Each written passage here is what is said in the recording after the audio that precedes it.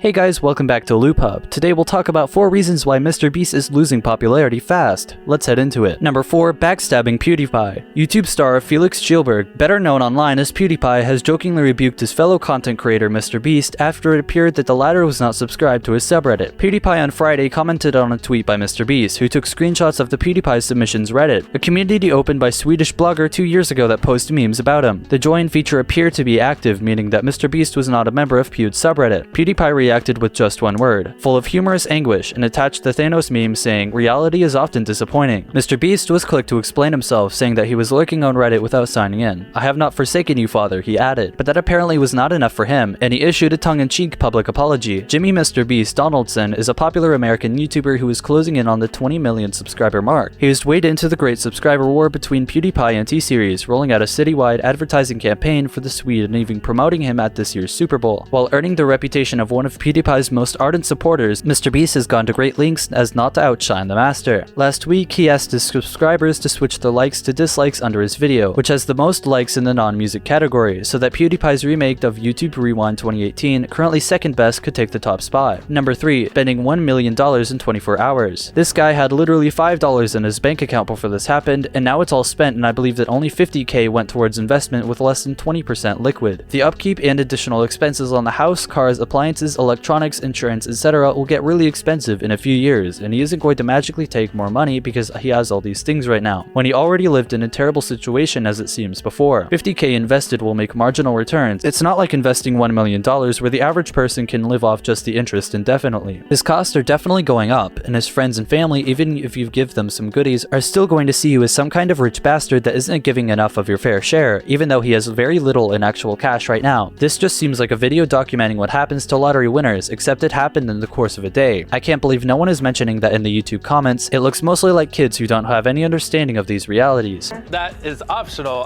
A lot of that he still has to get his wife's approval on. For now, we're gonna add that to the total, 36 grand. Number 2. Homophobia. What many people consider not so nice are the homophobic jokes Jimmy has made on his YouTube channel or his habit of calling people fags on Twitter. Jimmy regularly uses the notion of being gay as a punchline and treats the word like a slur, hurling it at people or things he sees tempting to diss. Windows is gay, he tweeted regarding his frustration using the operating system in December of 2015. More recently, in December of 2016, he responded to a tweet saying, "I don't have a printer fag." Just this past December in 2017, he replied to another person on Twitter saying, "STFU fag." Though Jimmy has stated on Twitter that he's not gay, he jokes about the possibility often. In a video from last October giving $10,000 to comments on this video, Jimmy wears a t-shirt emblazoned with the words, "I'm not gay, but $20 is $20. In another, he stands in front of a pink post-it note on the word gay with it in an arrow pointing right towards him. His Twitter bio reads, "Just because I'm gay doesn't mean I'm gay."